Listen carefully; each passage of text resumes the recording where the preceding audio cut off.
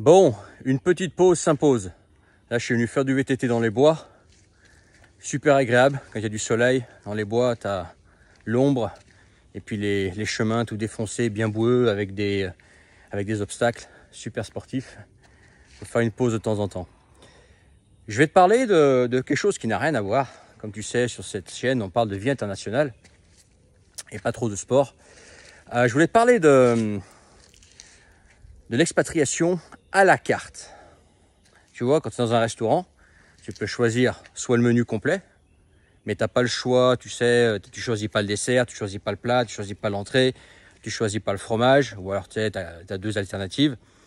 Tu as généralement une boisson qui t'est imposée, ou deux alternatives. Mais tu es assez, comment dire,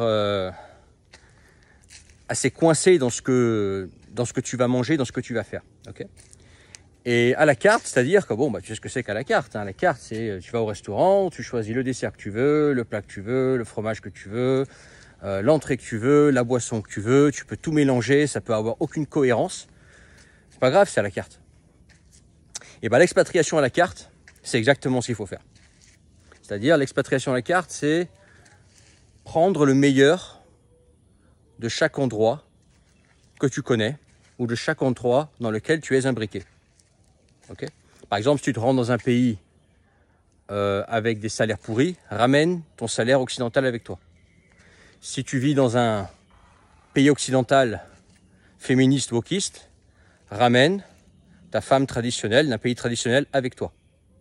Tu vois ce que je veux dire? Si tu as un savoir-faire typique à ton pays qui est très valorisé à l'étranger, tu l'amènes avec toi. Il aura plus de valeur à l'étranger. Tu vois? Tu n'auras pas la concurrence des locaux. Tu vas distinguer les locaux. Et en plus, ça va te tirer vers le haut pour ton expatriation. Tu vois ce que je veux dire? Et ça peut être valable dans plein d'aspects de l'expatriation.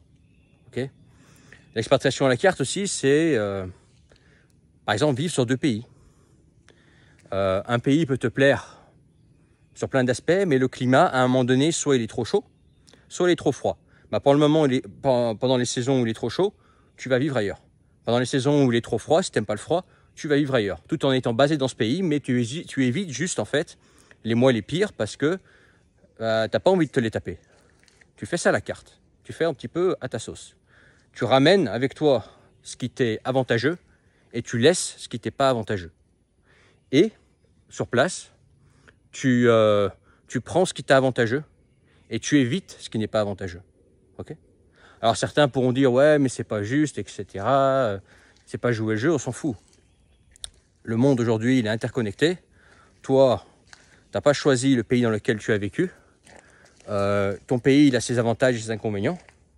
Prends tes avantages et oublie les inconvénients. Et d'ailleurs c'est ce que tout le monde fait. Hein.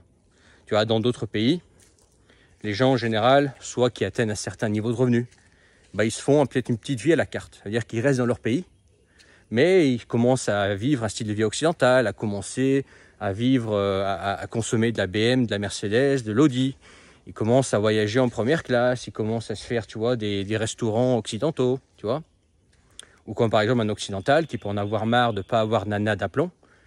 Et lui, justement, il va aller chercher la femme traditionnelle pour fonder un foyer traditionnel parce qu'il n'a pas ça chez lui. Mais il peut se permettre d'aller chercher cette femme à l'étranger parce qu'il en a les moyens de voyager, il a les moyens de la ramener, il a les moyens de prendre soin d'elle, etc. Donc il fait une vie à la carte. C'est ça l'expatriation à la carte. Tu vois, et c'est exactement ce qu'il faut faire. Et quand un endroit n'a pas que des avantages, et d'ailleurs aucun endroit n'a que des avantages, regarde si les inconvénients, tu ne peux pas les combler avec ce que tu as actuellement. Si tu ne peux pas ramener les avantages que tu as pour les remplacer par les inconvénients que tu as dans ce pays-là. Et comme ça, en fait, tu profites du mieux des deux mondes, ou des trois mondes, ça dépend sur combien de pays tu es imbriqué. Mais n'hésite pas à utiliser tous les paramètres, les tourner à ton avantage, et d'éviter ce que tu peux éviter. Voilà. Dis-moi ce que tu en as pensé. Mets ton pouce si tu as trouvé ça intéressant. Dans la description, tu trouveras le lien vieinternationale.com. Jette un œil. N'oublie pas de t'abonner si ce n'est pas encore fait. Partage autour de toi. Et puis, commente. Joli les bois quand même. Hein. Regarde ça. Il n'y a pas un bruit. Il n'y a que moi avec mon VTT. Regarde ça. Mais ça, c'est sortir du béton. Ça, c'est sur une autre chaîne qui s'appelle Sortir du béton. Là, on est sur Vie internationale. Hein. J'ai essayé de séparer pour pouvoir parler d'un côté de certaines choses. Bref, on se retrouvera sur Sortir du béton un autre jour. Pour le moment, on est sur Vie internationale. Le lien dans la description. Et puis, je te dis à plus tard pour une autre vidéo. Ciao.